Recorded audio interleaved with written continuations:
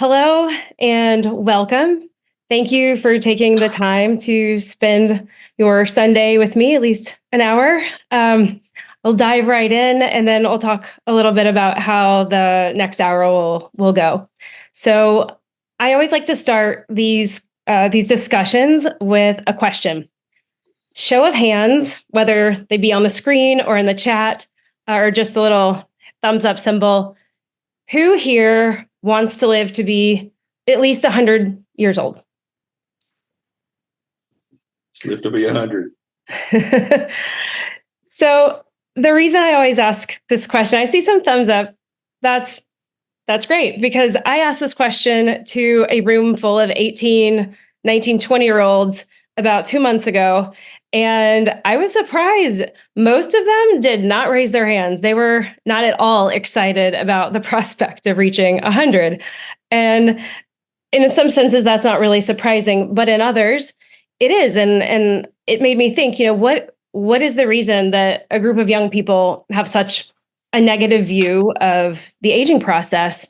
And it's the facts that we're dealing with right now. And that's that current life expectancy is, a little more than 80 years old for men and women.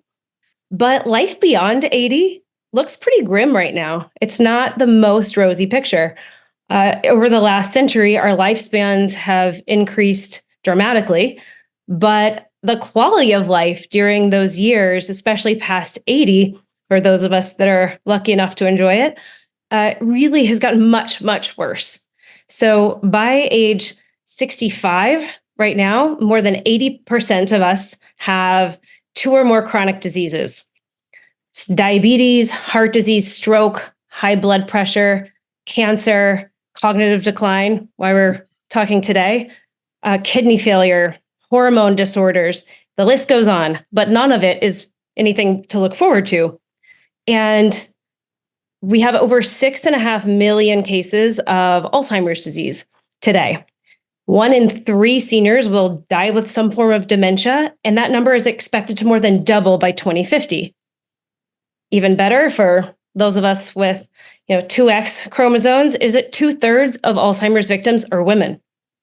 So I get it. I get why they didn't raise their hands. Maybe without knowing all of the details, it's not a very rosy picture. So what is the upside? The upside of that trend is that for the vast majority of us, this is optional. And that is true regardless of genetics or family history. So I'm Jess.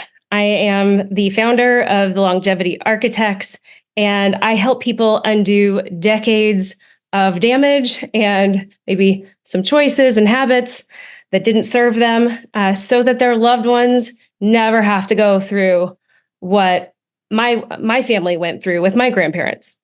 Back in 2018 and 2020, respectively, my grandfather and grandmother passed away from Alzheimer's.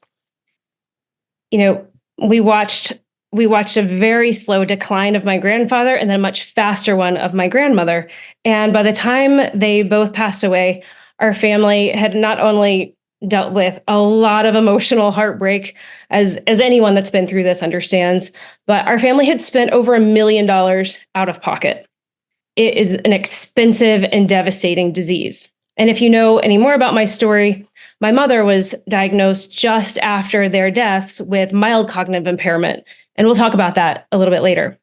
I am also a carrier of the dreaded Alzheimer's gene.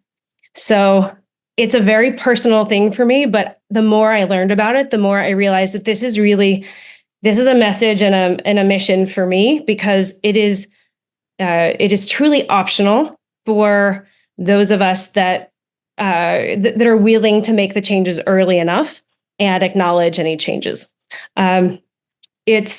If you're here today, then you are in that window of opportunity, regardless of your age. You are healthy enough to sign on to a Zoom and deal with all the technical challenges, then we are still in that window of opportunity. And that means that there is really a tremendous chance for all of us to spread this message and change the trajectory of this disease. And I'm going to let one more person in. There we go. Okay. So I'm excited to talk a little bit about the foundation of what the Centenarian Plus lifestyle, the ideal version of it, really can look like. But I also want to take a moment to acknowledge anyone on the line here who is joining because you have a current loved one who is suffering. The focus of my work is primarily prevention, but that said, these same strategies can be extremely impactful for those with a current Alzheimer's diagnosis.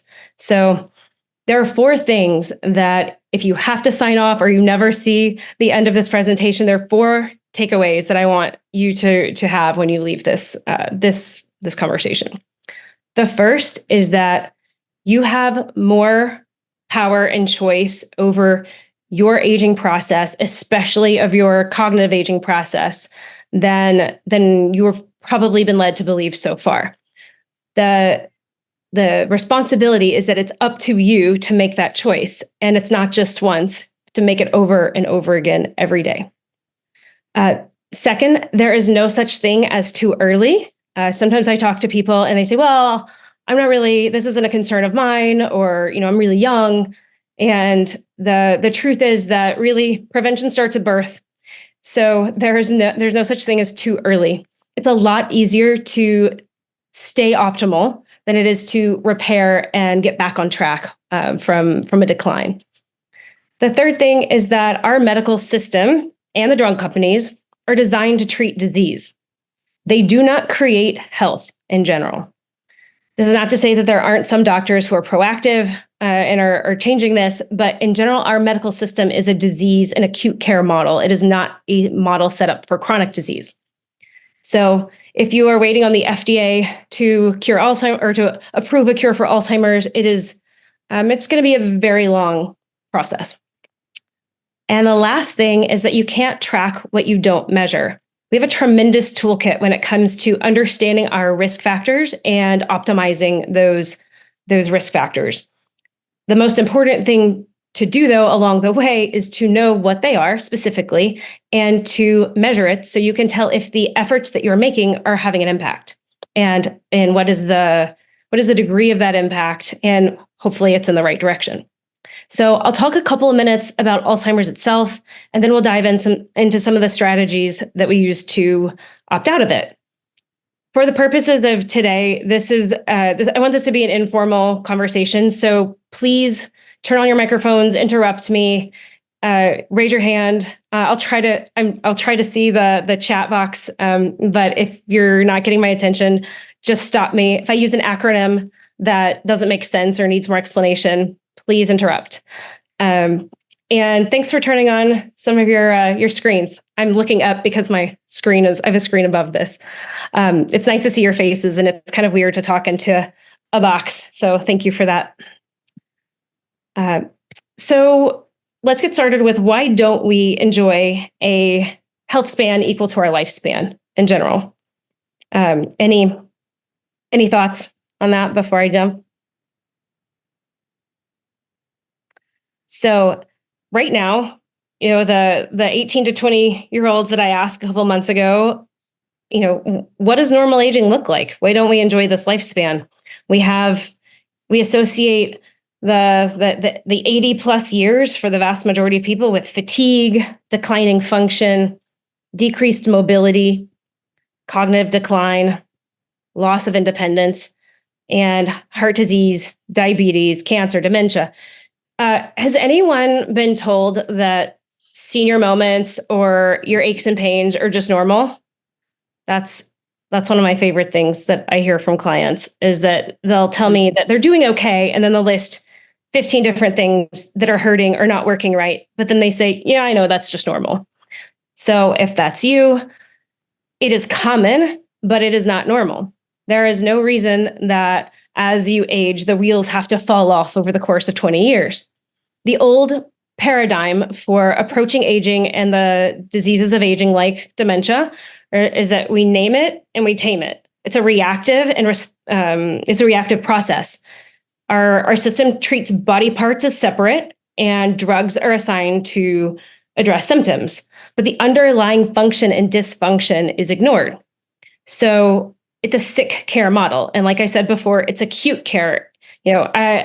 Some of you know, a month ago, I had a surprise appendectomy, and I was really grateful for that acute care model, but I'm not counting on it to keep me healthy as I age. I know that's on me. Our system is simply not designed to handle the chronic diseases that come with a modern, mostly sedentary lifestyle and excess nutrition. So patients flirting with a chronic disease, rising hemoglobin A1C and blood sugar, are treated with a wait and see attitude. Basically, it amounts to ignoring the problem until it reaches a threshold where we qualify for a diagnosis. The problem with that is that once you've reached a diagnosis threshold, you've already been developing the symptoms and the decline for a number of years, typically with these chronic diseases. So this is how type 2 diabetes works. It's also the story with Alzheimer's. What is Alzheimer's disease? I know that, feel free to type it in the chat what you've been told Alzheimer's is, but the common answers that I get are, I understand that it's a family thing, it's genetic, it has to do with plaques. A lot of people have heard amyloid or tau. So the first thing that I want you to know about Alzheimer's is that it is complex. It is not one thing, as we've been led to believe. It is treated as one thing by the medical and pharmaceutical communities. It is confirmed by the existence of amyloid and or the loss of functions of daily life. The reality is that it is essentially brain not working syndrome, as Dale Bredesen likes to refer to it. And I'll talk more about him in a bit. But it's just like taking your car to the shop. They hook up a diagnostic, and there are dozens and dozens of possible reasons that your car is making a weird sound or it's just not working properly. And I know there are some car guys on the line, so forgive me if I don't quite describe that the right way, but I do understand there are a lot of things that can go wrong. The same is true of your brain. So a lot of things can cause a malfunction. The easiest way to understand it, which is why I put this picture up here, is that it is a network insufficiency. There is simply not enough energy supply in the network to fuel the brain. There are also a number of different factors that influence that network insufficiency. Easy way to describe or understand that is a gap between supply and demand. And I'll talk a bit about the subtypes in just a moment, but it is an oversimplification. But the presence of a gap between supply and demand, or an extreme crossover, too much supply, this is what creates the states that lead to what we know as Alzheimer's disease. So a quick note on the subtypes. I'm not going to go into great detail here, but when supply is greater than demand, in other words, the inputs to the system, the inflammation, often from our diets and lifestyle, from toxicity, when this is greater than our system's ability to handle it, we get type 1, which is inflammatory Alzheimer's. When demand is simply not, when the growth factors and the switches are unable to, the systems that power our brains and our bodies are lacking, then we have a situation where the demand is very high, but the supply is very limited. And we call that atrophic or atrophy. This is something that is believed to be one of the reasons that women suffer more than men, because when estrogen declines rapidly at midlife, that is a very neuroprotective hormone, and the loss of it is one of those lost growth factors that protects the brain. When you have a combination of types 1 and 2, you get type 1.5, which is where you have both the symptoms of inflammation and the symptoms of lost growth factors. There is a third type, which is toxic, when the burden of toxins as a result of our modern lifestyle and the chemicals in our environment, our personal products, our homes, our food, when that overwhelms our system's ability to clear it, that can create type 3 toxic Alzheimer's. And then we have a fourth, or type 4, the fifth cause, which is when the supply of blood and oxygen cannot meet the demand due to impaired vasculature. This is type 4 vascular dementia. And the last type is one that we see a lot of times with retired football players and injured military or service members who have suffered severe head injuries. This dramatically impacts the brain's neuronal network and results in drastically reduced neuronal network function. Does liver condition help or hinder this? Absolutely. Your liver is one of the primary detox organs of your body. And when it is congested or not functioning properly, it has a very hard time clearing toxins. And it's actually one of the things that is most important in the work with clients who are type 3 toxic, because you have to have that drainage system in place and that ability to clear toxins, especially if you're going to start loosening them up for clearance. The detox process is incredibly complex, and liver function is critical to it. So one of the things we do, or that I do with clients, is we spend a lot of time on detox pathways and liver support, especially for those type 3 clients. It's a good question. Thank you. Okay, so we'll move on quickly from the subtypes. There are a couple of stages. Has anyone heard of multiple stages of Alzheimer's? Or is it just kind of, it's Alzheimer's or it's not? That's what I thought it was when I first learned about my grandparents' diagnosis. You either have it or you don't. But again, just like diabetes, you don't just magically get diabetes one day because your fasting glucose or your insulin levels just hit that magic number. It's a progression. And Alzheimer's is the same way. There are 4 stages that we really associate with this more nuanced functional medicine approach to Alzheimer's. And this is really important for everybody here today, because you're all, I think, all sub full-blown Alzheimer's diagnosis. And that means there is a big window of opportunity for everybody here. So pre-symptomatic is stage 1. That's 20 to 30 years before a potential diagnosis. That means that at this stage, most diagnoses are in late 60s, 70s, even 80s, but the changes on certain screenings can be detected in our 30s and 40s, sometimes even sooner. That means that if you're in your 40s and you have no symptoms whatsoever, now is a great time to figure out if there are some underlying risk factors. No matter what age you're in, it's a great time. Subjective cognitive impairment is the stage that precedes an Alzheimer's diagnosis, usually by about 10 years, give or take. This is the stage that we associate with senior moments. This is where you may momentarily forget a person's name when you see them, have a hard time with word recall. This is one of those, difficulty either recalling a specific word or a name.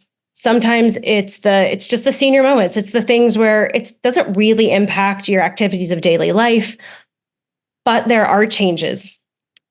Then we have the mild cognitive impairment. This is what my mom was diagnosed with.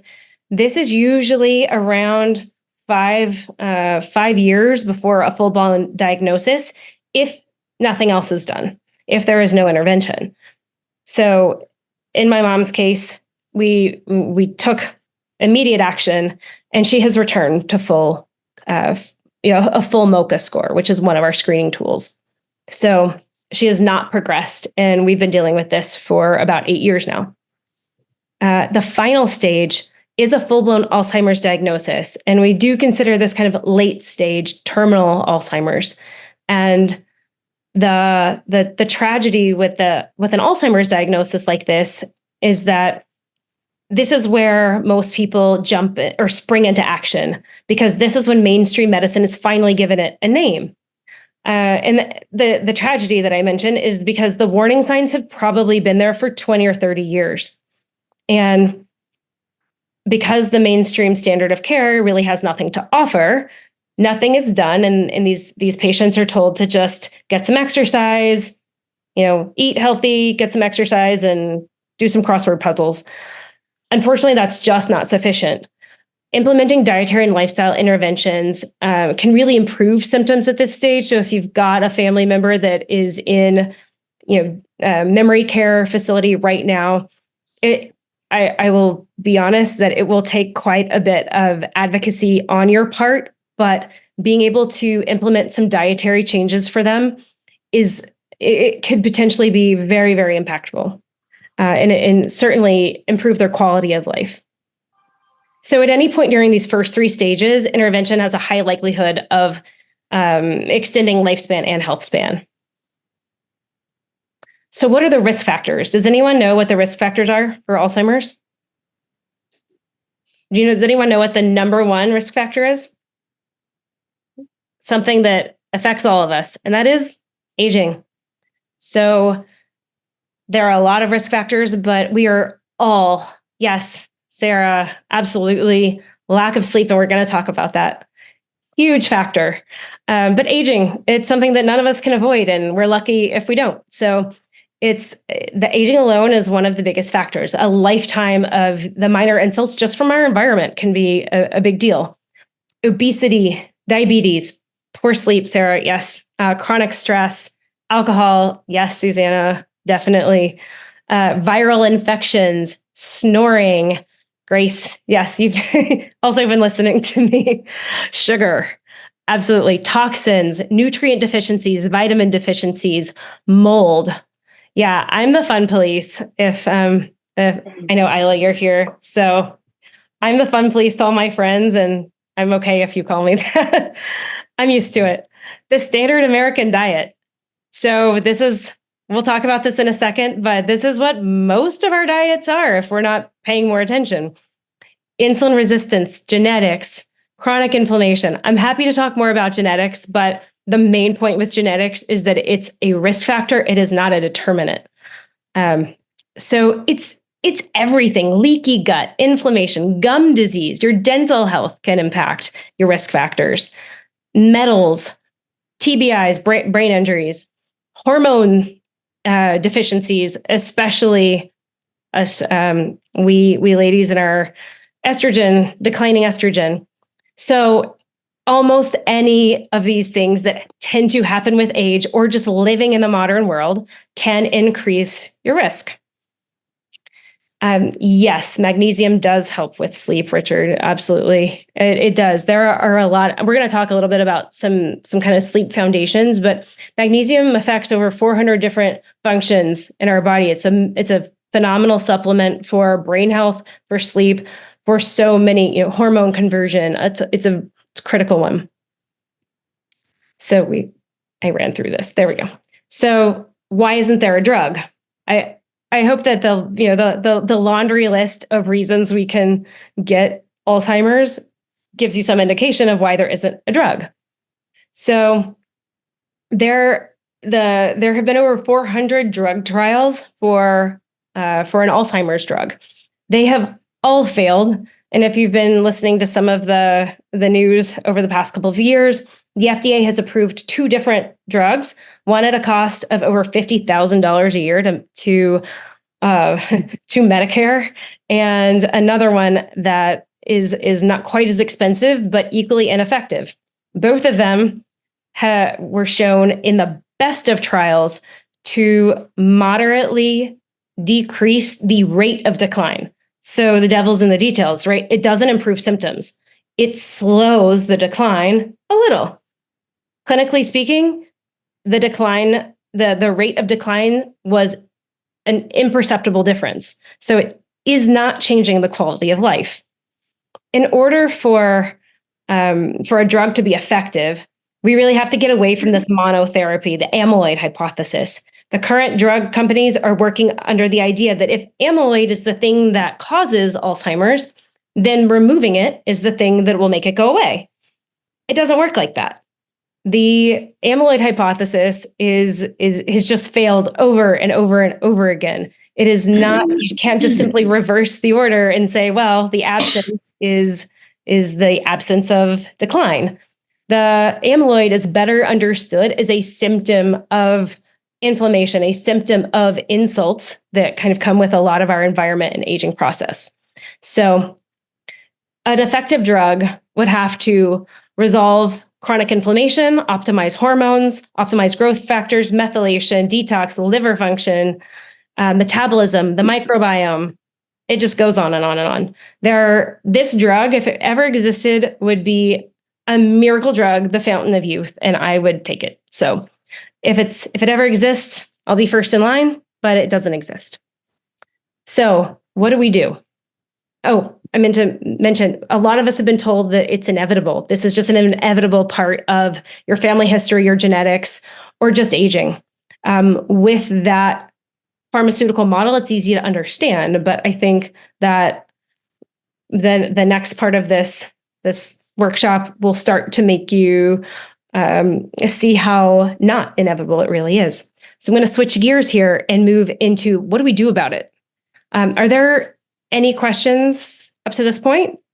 Alzheimer's specific? Okay, if that changes, just jump in. All right, so what's the new paradigm? I think some of you know that from my bio that in my previous life, I was a counterterrorism analyst for the U.S. Special Operations Command. And they refer to what is known as the feed cycle. This is the SOF's F3EAD cycle, which stands for find, fix, finish, exploit, analyze, and disseminate. And I really think that it was effective for looking for terrorists. It's also effective for looking for the terrorists that ruin our health as we age.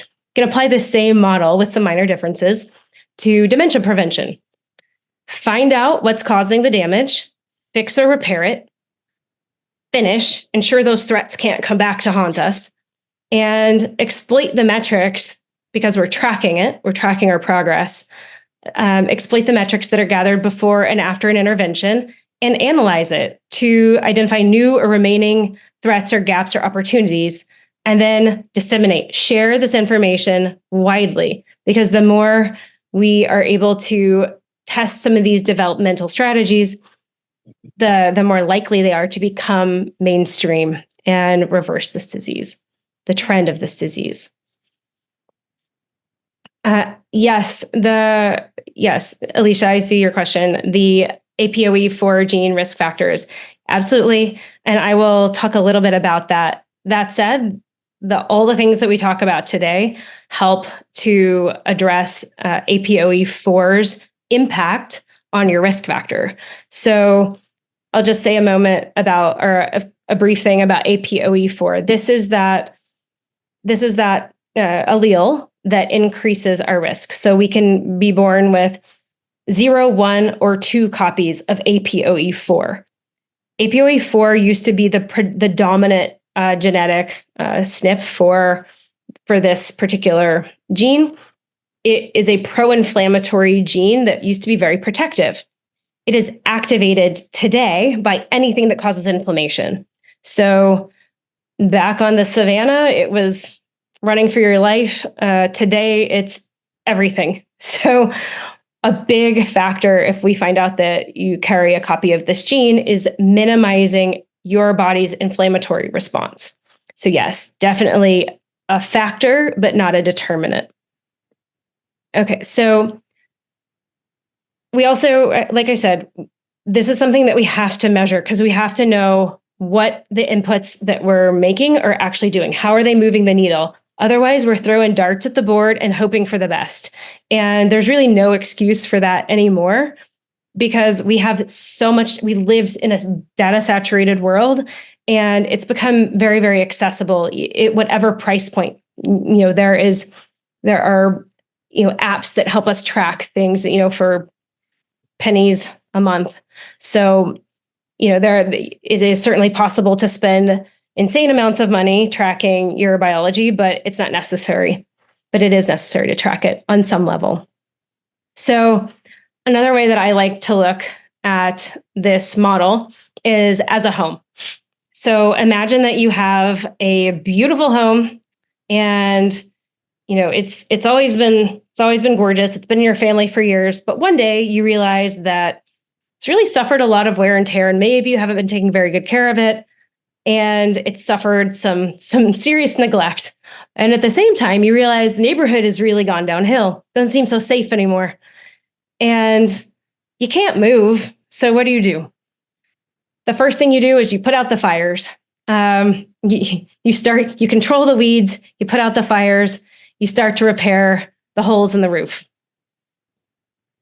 And then once you're done fixing it back up, restoring it, you have to optimize your defenses and consistently test them to make sure that you're still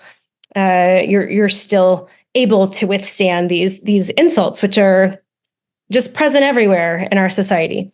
So this is kind of how I see it. This is your neighborhood that's gone downhill, but you had a nice house, but all of a sudden, like, the weeds are growing, there are holes in the roof, holes in the window, there's trash everywhere. And then, you know what? There's a fire. So now you've just got a complete disaster.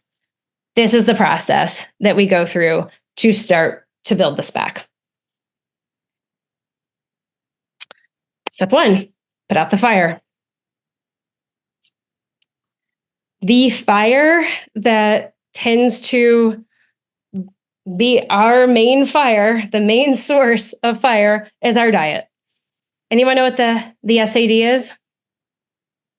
The SAD diet?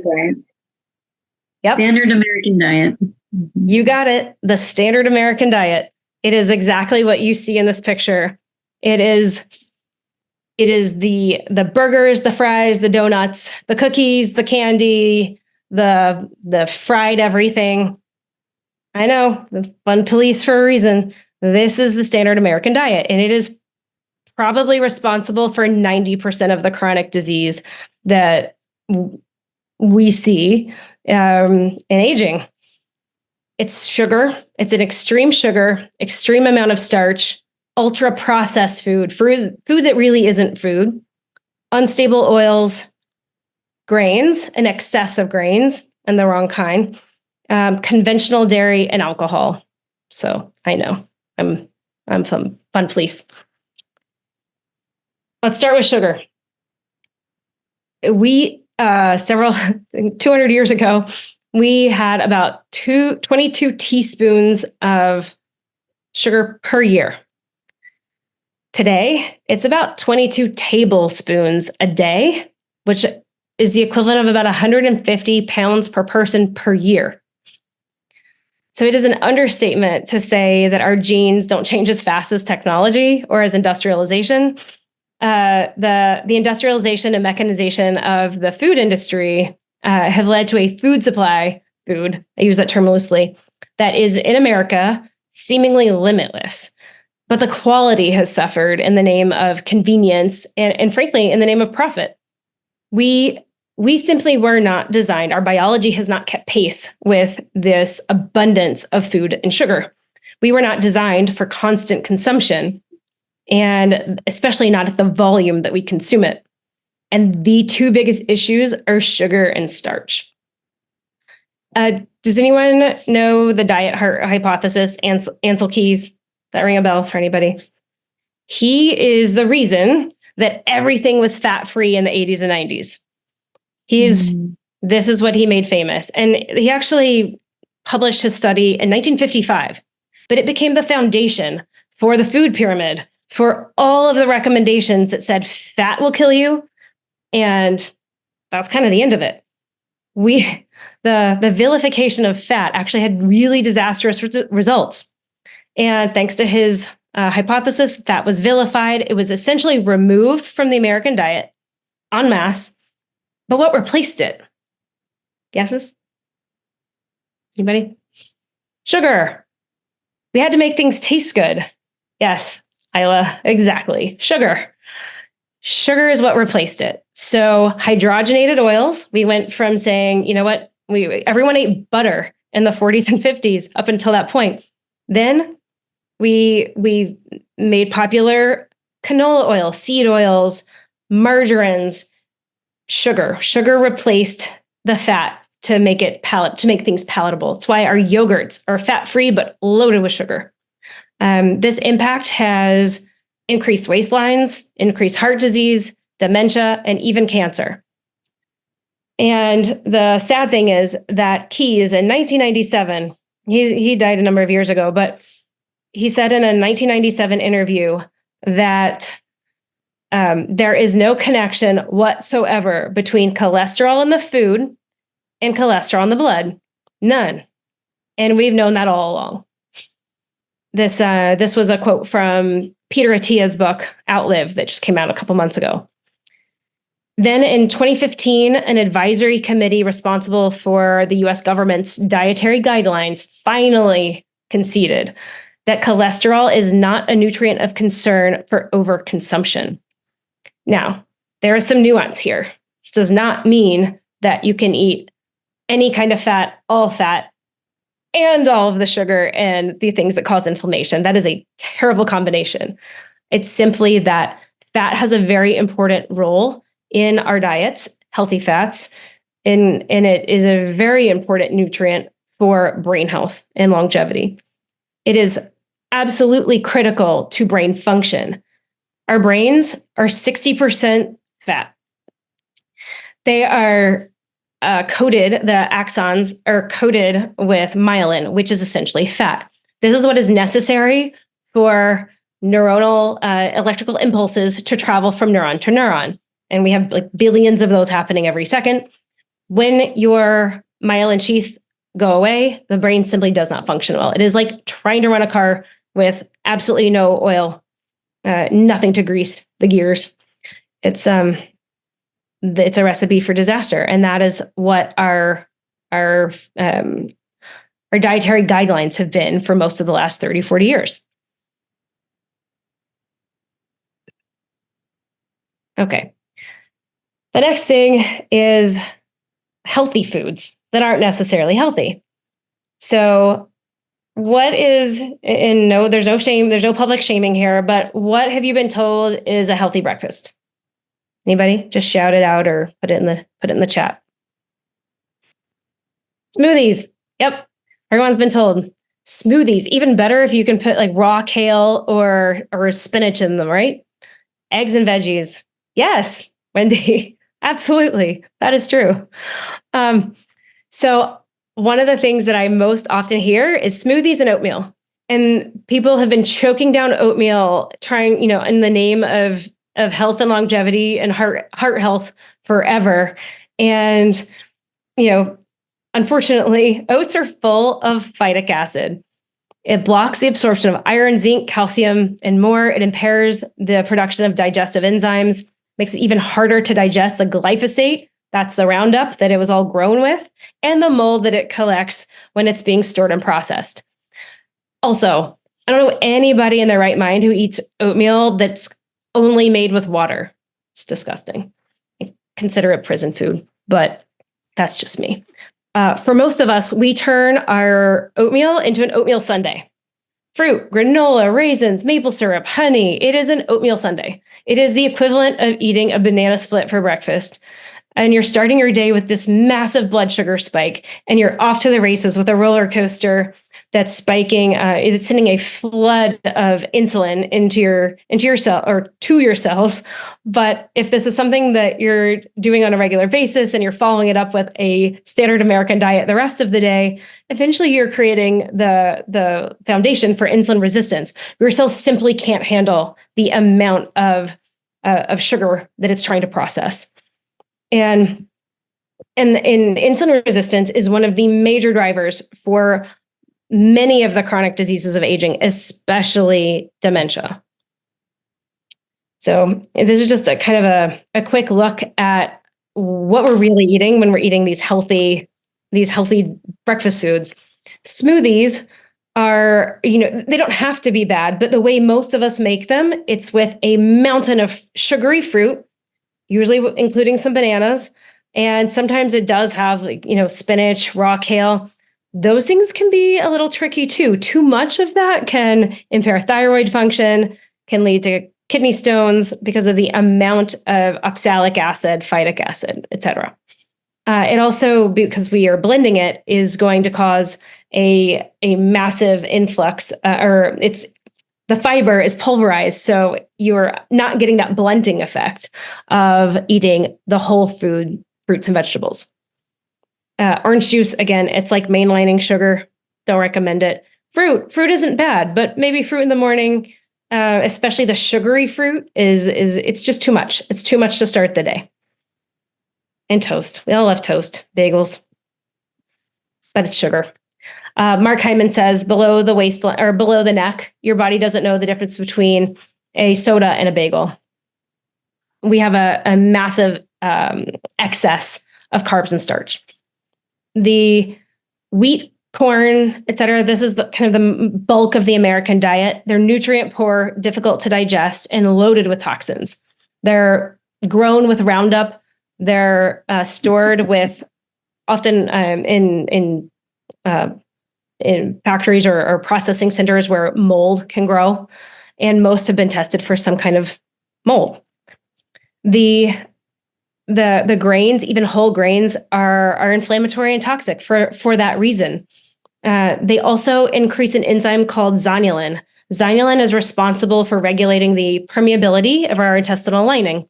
When you have a constant influx of gluten, that lining opens up. And it lets through not just the nutrients, but also the Roundup, the mold, everything else. And what happens is we end up with a chronic activation of the innate immune system. And that is a massive drain on your energy supply that you need to supply your brain, to supply your body, to keep everything, including the metabolism, functioning properly. Just a look at some of our favorite carbs and starches. There's the quote I mentioned from Mark Hyman. And here, we'll move on. I also realized that we've got about 15 minutes in that initial hour. If you need to drop off, I will send a replay. But if you can hang on, please do. The next category that's part of the standard American diet is what I call frankenfood. It's food that isn't food. If you look at a label and you can pronounce what's in it, and it's fewer than 8 to 10 ingredients, that's a good start. But what I like to ask people is, was it made, is it from a plant or in a plant that it was made? So if your food has a marketing department and a wrapper and a bunch of ingredients that you can't find in a well-stocked pantry, that's an indicator it's not real food. This is not going to move you closer to longevity. And you'll hear a lot of studies, and there's even one recently that came from Harvard that talked about that red meat will cause diabetes. And if you want to know more about why that makes absolutely no sense, we can talk offline. But one of the things that, if you look at the study, is they were considering a burger with a bun and a soda and fries, also lasagna and sandwiches, red meat. So you do the math. Right now, our diets are about 45% frankenfood, ultra processed food. It's even bigger for children. And one of the biggest issues with this frankenfood is the unstable oils. These oils, like canola oil, corn oil, seed oils, they have the effect of burning dirty. And what that means is that it impairs mitochondrial function. That's what creates the energy in all of your cells. And when you use these unstable oils, they impair DNA and they impair energy function or energy production. Fake meat. It's my other favorite thing to hate. They recently sponsored a study that also talked about the dangers of red meat, which is a very old single ingredient food. I don't know if you can see the ingredients here, but I will take a single ingredient steak over those ingredients any day. And that's controversial, so I understand. I'm not going to go into any more detail right now. You got to read the labels. Look for single ingredient meals, your vegetables, your meats, not a lot of processed food. Has anyone heard of the Dirty Dozen, the Clean 15? Most people? Mm-hmm. Okay. So buying 100% organic, grass-fed, chickens that had therapists, and I get it. Like, it's not accessible for everybody. But if you're going to prioritize, this is the list of produce to prioritize buying organic. This is the dirty dozen. And basically, my rule of thumb is that if you're going to eat the skin, it's preferable to look for organic. And then there's a list of 15, clean 15, where it's less important. You can save your money and just buy conventional produce there. Toxins come in so many different forms, though, and when I work with private clients, we go into a lot of detail about everything they're exposed to in their homes and environment. Don't really have time to get into it today, but it extends to the chemicals you use around your house, your weed killers, down to your house cleaners, fragrances, the microplastics, even the stuff that's in your tea bags. Beauty, personal care. It's estimated that women end up leaving the house having already exposed themselves to over 200 chemicals every day. Air quality is a big deal as well, especially if there's been any water intrusion. And alcohol. Frankly, alcohol is a neurotoxin. It doesn't mean you can never have another drink. It just means that there needs to be an awareness about what it's doing in your system. So step 2 is rebuild. And again, I'm not going to spend a tremendous amount of time here because this is such a complex topic. But again, with my private clients, I work really detailed, using a lot of their individual test results and targeting what we need to rebuild specifically. But the number one thing that is pretty common across the board is restoring gut health, that gut function. And the gut is really the center of health and wellness for most of us, because the gut almost has its own microbiome, its own ecosystem with trillions of bacteria that manage, everything from digestion to mood. So when it's healthy, our metabolism is high, hormones are stable, immune system is working well, it's not chronically activated, and more importantly, our neurotransmitters are happy, and we're happy. In functional medicine, we refer to this as the gut brain, but it's these bacteria take inputs from your diet and your lifestyle and send signals to your brain about the health of the system. This is also a two-way street. It receives messages from the brain about the outside world when we're stressed out because of our environment, our jobs, relationships, children, physical illness, lack of sleep, etc.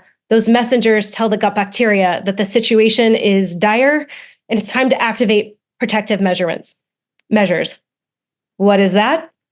That is inflammation.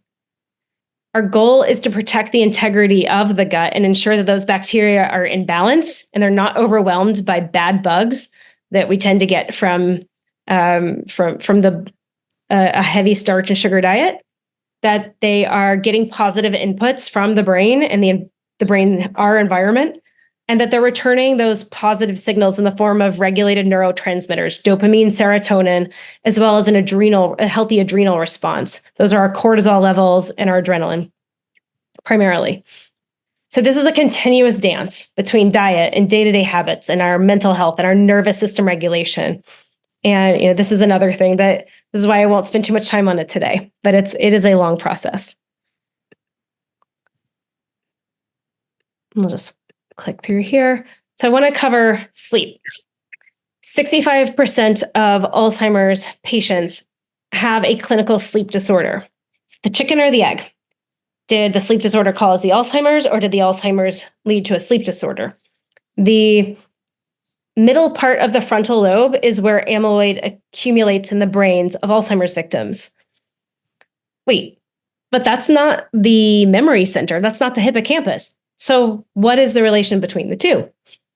So why does this accumulation in the frontal lobe impact memory? Any guesses?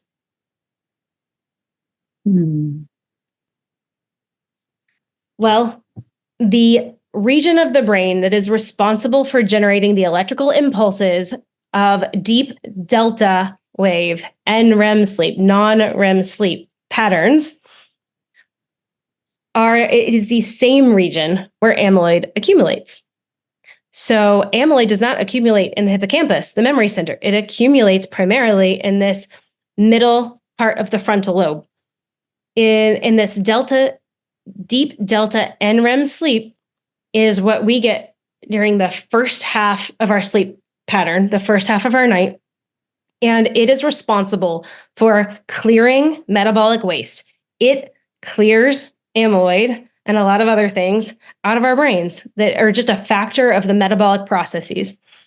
Glial cells, which are some of these kind of brain, we'll just, for these purposes, your glial cells shrink by about 60% during NREM to allow that cerebral spinal fluid to flow through and clear out that metabolic waste. So the space, or it gives that space around your neurons the ability to flush all of it out. It's sort of like that, the liver flushing from your GI tract. This is your brain's ability to take out the garbage. And then I want to talk briefly about the 3 switches that can support this deep delta NREM sleep. As we age, your non-REM sleep really, really declines. And most of us start to see, if we're tracking it, a real decline in our 40s. But it gets worse, a little bit worse every year. And I don't know, I think the Oura Ring is pretty popular now. A lot of people have it, but the Whoop strap, the Apple Watch, got a lot of ways to track your sleep now. And you'll notice if you take some of these 3 switches that I'm about to talk about and pay attention to your wearables, you'll see some dramatic improvements in NREM. And when it comes to memory, that is your brain's ability to age and withstand aging.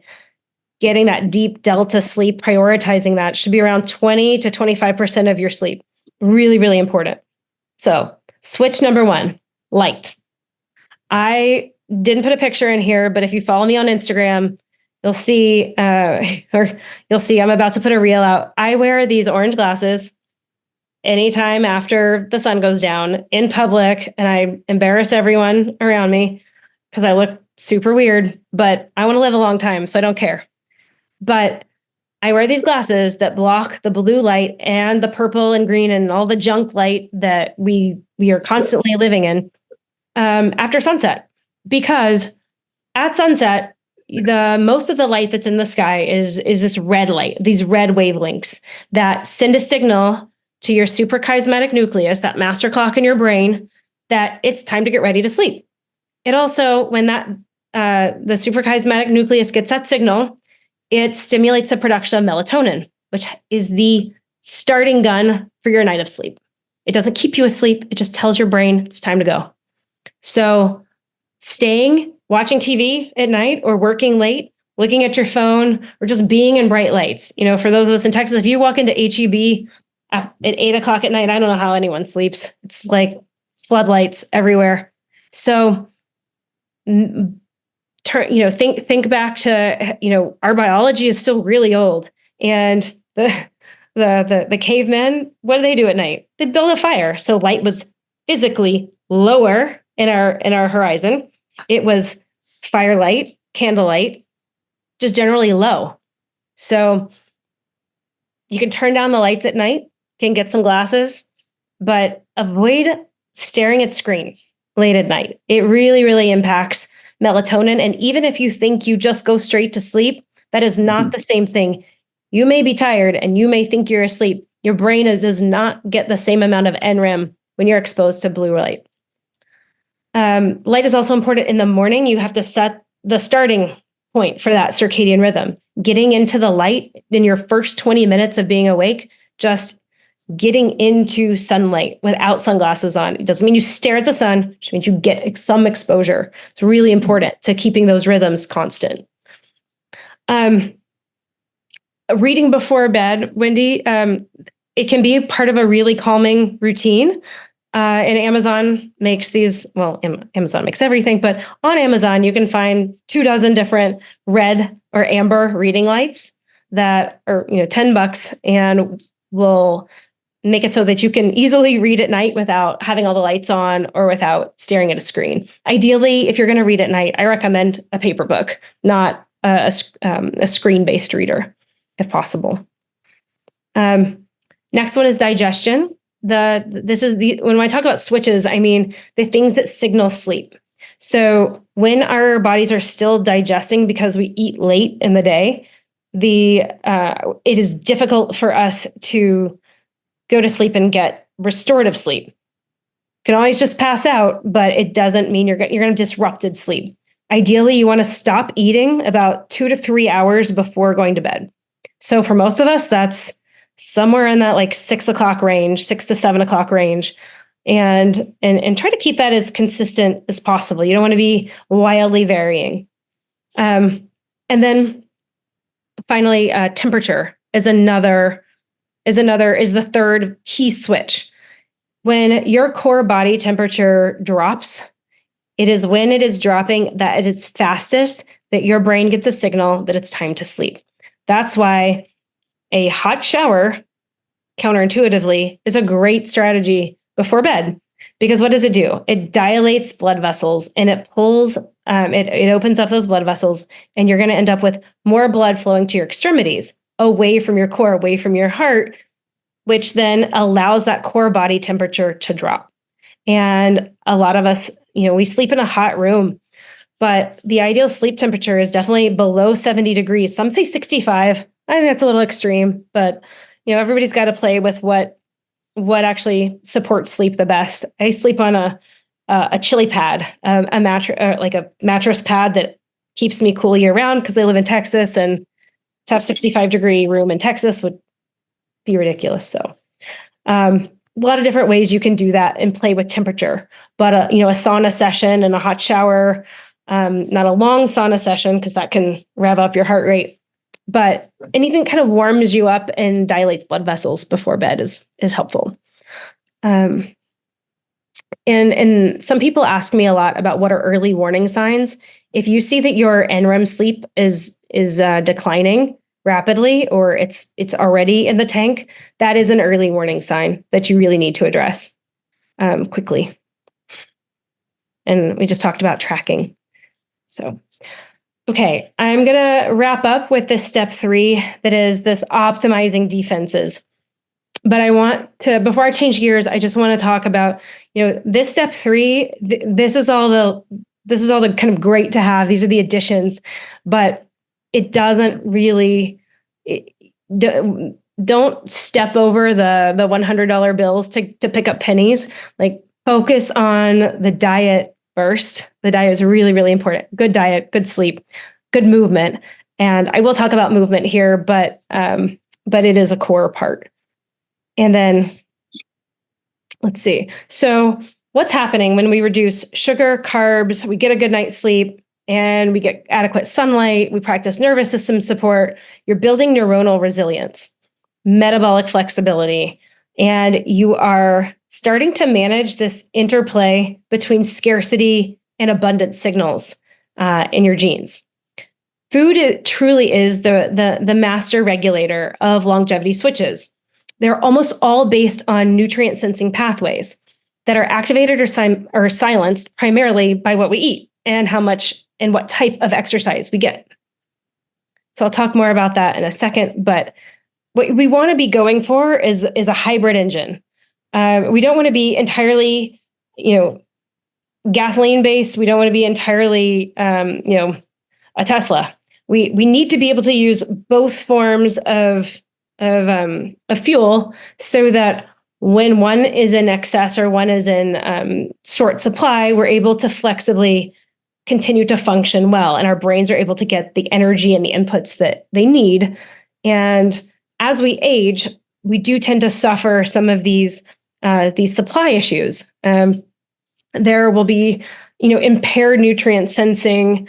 There can be, impaired hormone function. So it is important to be able to switch back and forth between, primarily burning fat for fuel and primarily burning glucose. You want to be able to do both. So that's why, I didn't go into great detail on the diet past what we got to remove, but you really want to aim for a low, a moderate or a mild ketogenic diet, or at least go through cycles of it where you're truly at about a 1 to 3 millimole beta hydroxybutyrate, which is the measure of ketones in the blood. And that is going to kind of help you be metabolically flexible and insulin sensitive. And then we'll talk about these longevity switches. Just a second. Brain training. So the first thing is cognitive reserve, and this is a core part of the Bredesen protocol, which I am trained in, and that's what a lot of this philosophy is based on. Some really popular ones are Brain HQ, Brain Tap. Mendy is a neurofeedback device. It's definitely something that's direct to consumer. It's not a really difficult piece of equipment, but it does help train that focus and attention. And all of these things support what we know as cognitive reserve.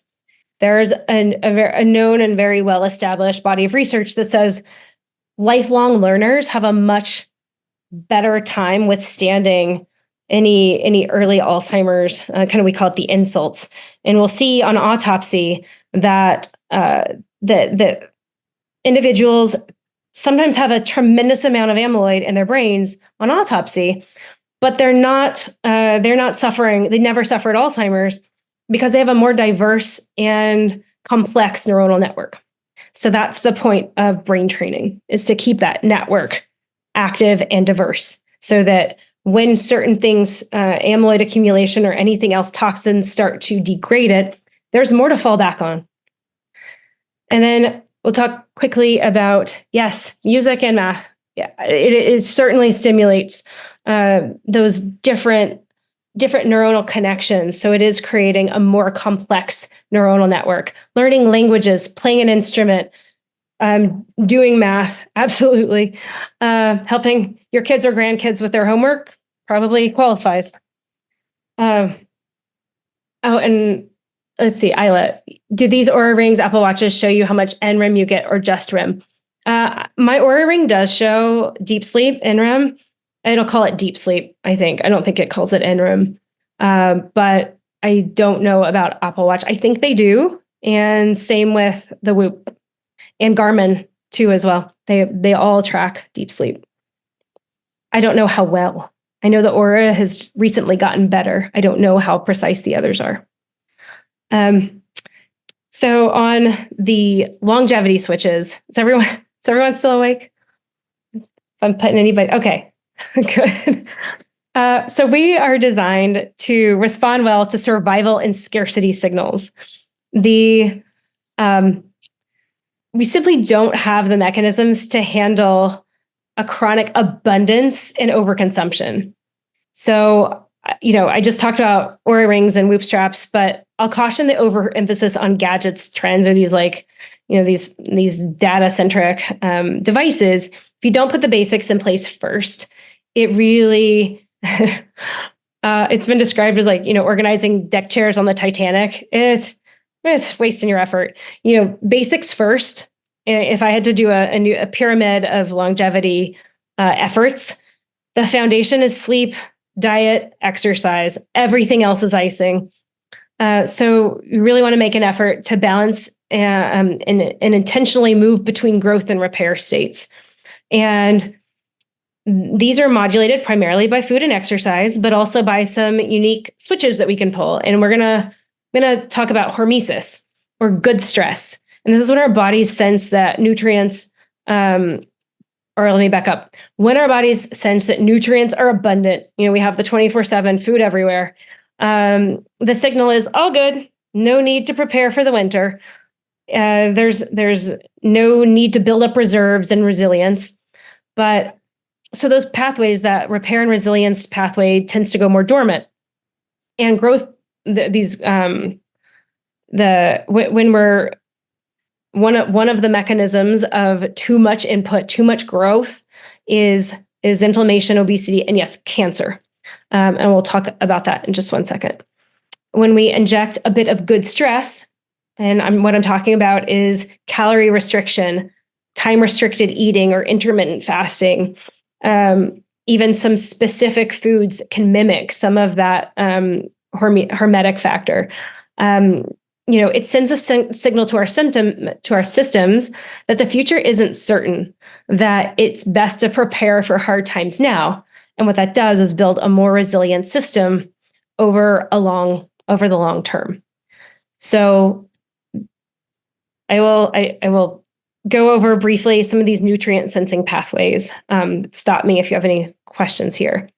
And then I promise we're almost done. The first one is insulin. We already discussed that, but they also impair these next three.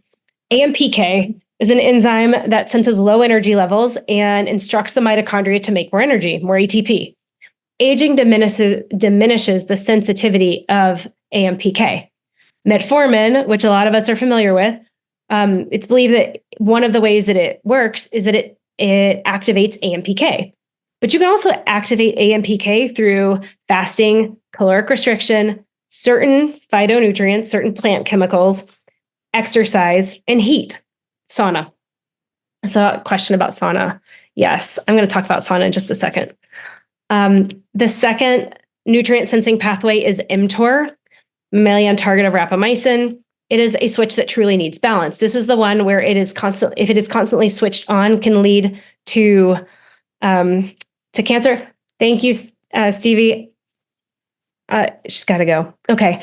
The mTOR is the switch that builds muscle, synthesizes protein, and when it's turned off, that's when your body goes into this cleanup and repair phase. So you don't want it on all the time.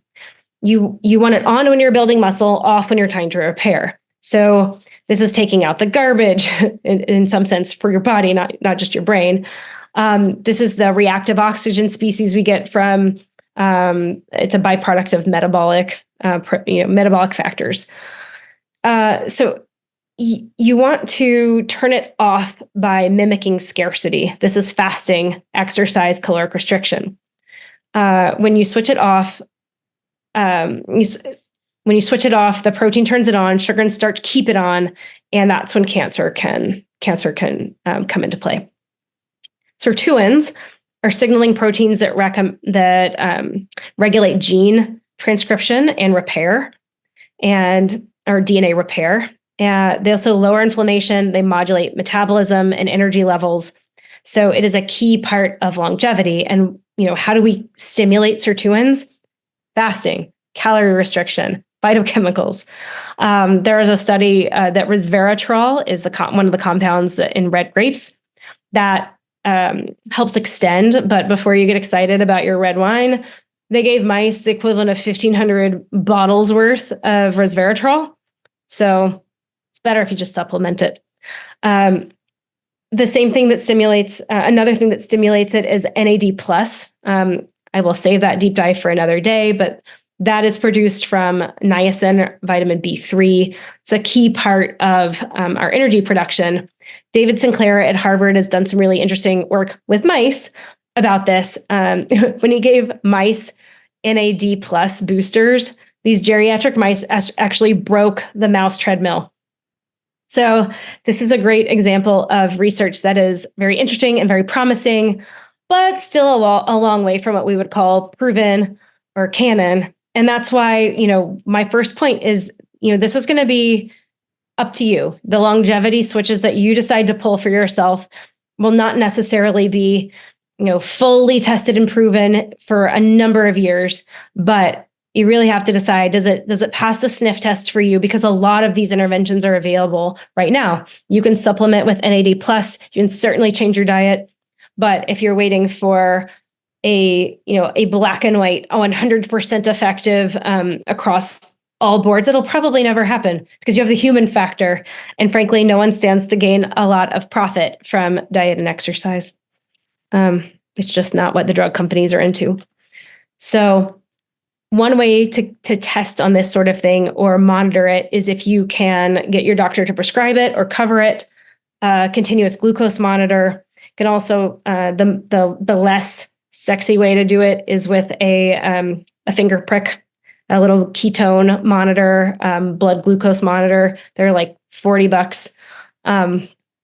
And you can get them on Amazon and you just test. You don't have to test every day, but it's a good idea to see how certain foods and meals impact those levels.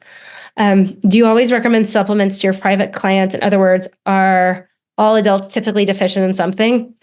Yes. Ideally, our modern diets or our diets would be able to fill all the gaps, but our food sources are a little compromised. And frankly, most of us are doing the best we can, which just isn't quite enough. So sometimes a supplement can be as simple as a really high quality green powder. I'm a big fan of supplements, but I also test myself and I know what I need to switch. So I don't recommend supplements without looking at the data and seeing where there are deficiencies. But yes, I am a fan. So we're going to talk quickly. Oh, I'm not. Hang on. There we go. Hot, cold. There it is. So the heat shock proteins that that we're activating from sauna or any other kind of heat exposure, that increases our glucose metabolism. So your ability to get your to not only burn the sugar but to have a healthy insulin response. It is also going to reduce inflammation. It's going to stimulate AMPK, which you'll recall is that energy sensing enzyme that'll tell your body to make more ATP. Increases blood flow, which is phenomenal, especially because of anyone with a little bit of reduced or impaired vasculature. There are considerations with certain cardiovascular conditions. So the caveat here with this and every other recommendation is that you really have to talk to your doctor about whether or not this is something that's appropriate for your case. That said, don't be surprised if your doctor doesn't know anything about a lot of these mechanisms, because it is simply just not mainstream medicine.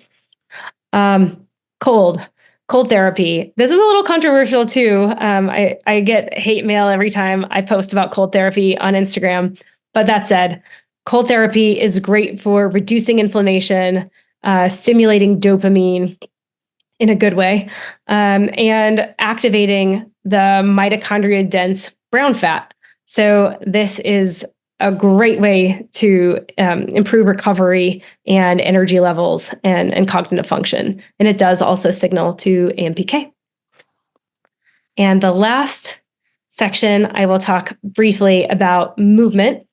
I think everybody agrees that exercise is an essential part of life, but movement in particular maintains muscle mass. And maintaining muscle mass as we age is extremely important to metabolism and also immune function. So your muscles, your bones kind of support your structure, and your muscles keep everything stable.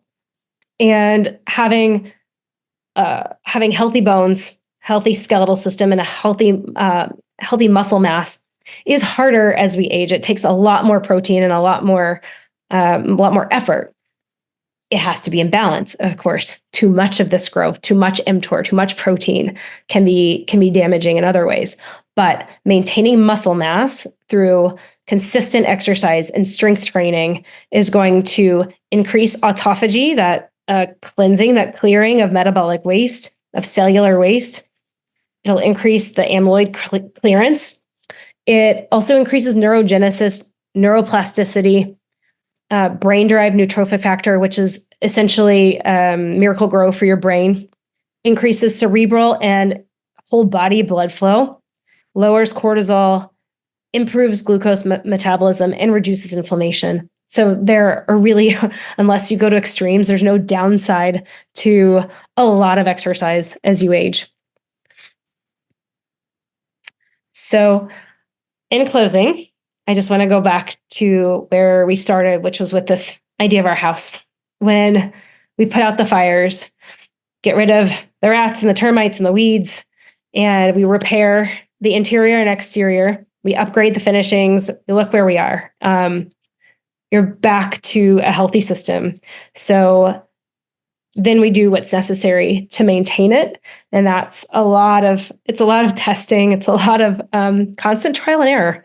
This is not an exact science, and there's no one size fits all. So with that, I want to ask, are there any comments or questions? Oh, I see some up here. Okay. What would be a healthy, non-traditional SAD breakfast option?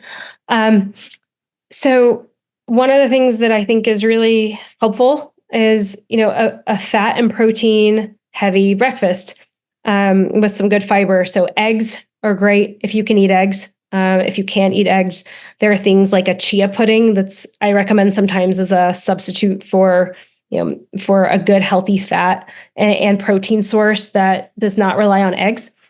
Avocados, add a little avocado to your eggs.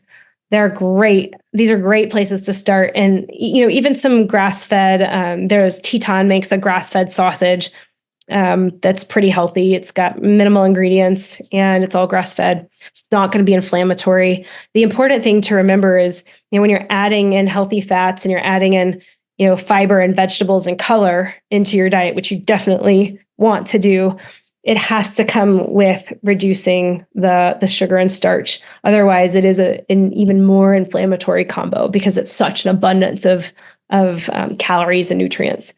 I hope that answered your question. Those are places to start. There's more. Of course, there are a lot of options. And yes, can I share the orange glasses that I use in the evening? Yes, although I will warn you, I don't recommend driving in them. I've tried it. It's not a good idea. Don't do it.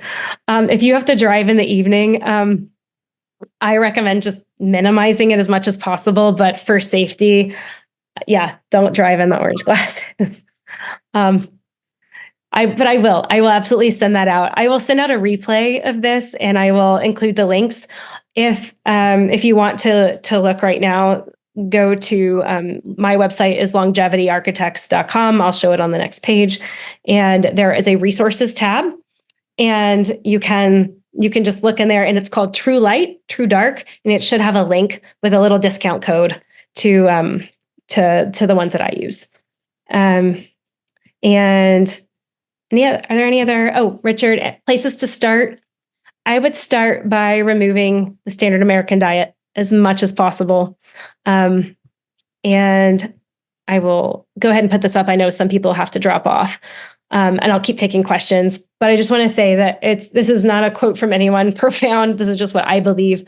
The single greatest barrier to longevity or lifelong vitality is the belief that this is just normal aging. So I want to offer that if anybody wants to talk a little bit more about what this could look like for you or places to start, I do free 20 to 30 minute consultations. That QR code is a link to my calendar if you would like to have a chat. I would love to talk to you. Thank you so much for being here. I really am happy to share this information, and I appreciate the chance to do so. I hope this has been valuable. And I'll hang out for a few minutes and we can talk about any other areas that you want, or I hope to follow up with you soon. Here's the rest of my contact information. And I will send out a replay in the next 24 hours.